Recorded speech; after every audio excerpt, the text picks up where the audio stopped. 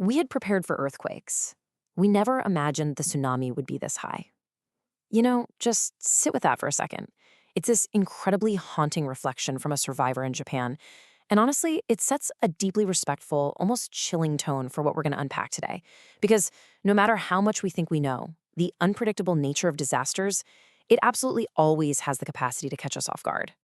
So, welcome to today's explainer on global disaster lessons and preparedness strategies. We're going to dive right in and take these hard-earned insights from some massive global tragedies and figure out how to turn them into real, actionable steps to protect your family. To really understand these lessons, let's kick things off with a disaster that literally rewrote the record books. Back in November 2013, the Philippines was hit by Typhoon Haiyan, or Yolanda as it's known locally. Guys, this was one of the strongest tropical cyclones ever recorded on the planet. It slammed into the coast as a catastrophic Category 5 super typhoon, packing sustained winds of over 185 kilometers. That's about 115 miles per hour. The sheer atmospheric violence of the storm was so intense it triggered the highest possible public warning signals. Okay, let's dive into this because the toll was just staggering. We're talking 6,300 lives lost, 4.1 million people displaced from their homes, and $13 billion in damages. And the primary cause of death? It wasn't the wind. It was these 15 to 20-foot tsunami-like walls of water from storm surges. Now, the science and the forecasting were actually accurate, but the massive lesson here? Early warnings absolutely must be clearly understood by the community. The technical term storm surge just didn't convey the lethal reality of a giant wave coming inland. It proved that a warning is really only effective if people truly comprehend the exact nature of the threat so they can actually evacuate in time. Now, let's step back a couple of years to March 2011 in Japan. And keep in mind, this is a nation famous for its disaster readiness. The Tohoku disaster was a terrifying cascading event. It's like a giant, tragic puzzle where one piece knocks over the next. First, you had a massive 9.0 magnitude earthquake, one of the most powerful we've ever seen. But it was the 15-meter tsunami that followed that completely overwhelmed the coastline, literally wiping entire towns off the map and triggering that absolute nightmare scenario at the Fukushima Daiichi nuclear plant. What's really interesting and terrifying about this is the sheer compounding scale of it all. You have a level 7 nuclear meltdown, over 150,000 people mandatorily evacuated, over 1 million buildings destroyed, and a price tag of around $250 billion in damages. Yet, despite all of that, this disaster taught the world something incredible. A deep-rooted preparedness culture and strict building standards drastically reduce casualties. Thanks to their incredible technological support and a highly prepared society, they faced down an apocalyptic trio of an earthquake, a tsunami, and a nuclear crisis, and their foundational resilience still saved countless lives. All right, let's shift gears for a second and look at a completely different type of hazard. From 2014 to 2016, West Africa faced the largest and deadliest Ebola epidemic in history.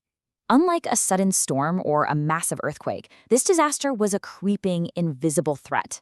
Astonishingly, researchers traced the origin of this massive international emergency back to just a single 18-month-old boy in southern Guinea who was likely infected by bats.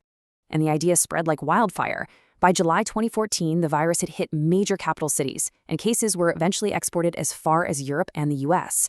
This virus was devastating, carrying an agonizing 40% fatality rate, leading to over 11,000 deaths, and it just completely broke down and overloaded healthcare systems. But it brilliantly illustrates a very different kind of lesson. A health crisis quickly snowballs into a massive social and economic disaster, driven almost entirely by fear. It showed us that clear public health communication and international cooperation are just as vital as medical supplies, especially when panic starts to move faster than the virus itself. So we've looked at super typhoons, mega earthquakes, and global epidemics. But I want to pause our rapid pace right here for a second and ask you directly, what will you do with what you've learned? Because it's not just about sitting back and knowing what happened to other people. It's about pivoting this whole narrative from these macro global tragedies down to your micro personal actions. These lessons, they belong to you now. So how does a local community actually use this? Well, there's a logical flow to it. Step 1. They look at case studies of past disasters in similar environments. Step 2, they rigorously analyze the successes and failures, like, what delayed the response or where exactly did communication break down. And step 3, they actively incorporate those lessons learned. They update training protocols and invest in infrastructure upgrades so that when the next event hits, they are genuinely ready. Now, this quote sounds almost too simple, right? Preparedness begins before disasters happen. But I want to reiterate this core truth. The thing is, we rarely get a polite heads up. You don't know if you'll be at home, at the office, or picking up the kids from school when a hazard strikes. And that means we have to stop just agreeing with the idea of preparedness in theory and actually take immediate physical action in our own homes while the skies are still clear. And that action starts right here with a 72-hour kit. This is your grab-and-go bag designed to keep you and your family alive for 3 days. Let's break it down. For sustenance, you absolutely need a gallon of water per person per day, plus ready-to-eat food. And please do not forget the pet food. It's actually one of the most commonly forgotten items. For tools, you're going to want a hand-crank flashlight, a whistle, a multi-tool, and a power bank.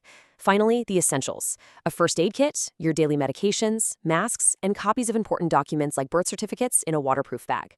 Oh, and pro tip, toss in a manual can opener. Seriously, all that canned food is totally useless if the power is out and you can't open it. But beyond the physical kit, you really need a family emergency plan. Why? Well, because the harsh reality of past disasters teaches us that families often get separated in the chaos. Cell networks go down almost immediately. Having a plan facilitates reconnection. It ensures everyone has clear roles.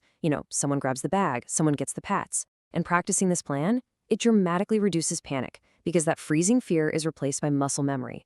Everyone knows exactly what their specific job is, while also making sure any special dietary or medical needs in your household are totally accounted for. So the crucial point is making sure your family plan has a few core elements. First, an out-of-town emergency contact is a game changer. Local cell towers get jammed up fast, so it's often way easier to text an aunt in another city just to say, hey, we're safe. Next, establish 2 meeting places, one right outside your home for something sudden, like a fire, and one outside your immediate neighborhood in case of a wide-scale evacuation. Adults absolutely need to know exactly how and where to shut off the gas and electricity. And hey, empower your kids. Teach them how to call for help and make sure they know exactly where that go bag is. When kids have a clear role, they feel a sense of security instead of helplessness. We're going to wrap up our explainer today with this incredibly powerful thought. Disasters do not define humanity. How we learn, respond, and care for one another after disasters does. The absolute biggest mistake we can make is allowing the painful, hard-earned lessons of these global tragedies to be forgotten. So I'm going to leave you with one final question to chew on. If future generations were to study a disaster that happened in your town today, what lesson would you hope they learn from how well you prepared? Seriously, don't wait. Go start building your family emergency plan right now. Thanks so much for joining us, and please stay safe out there.